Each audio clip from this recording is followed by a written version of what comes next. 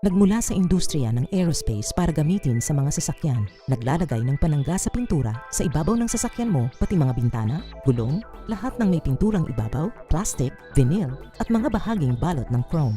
Binabalot ng panangga sa pintura ang sasakyan mo ng electrostatic na harang gamit ang maraming nanoparticle na dumidikit sa sasakyan. Pinupuno ang maliliit na butas sa ibabaw kung saan dumidikit rin ang dumi at mga contaminant.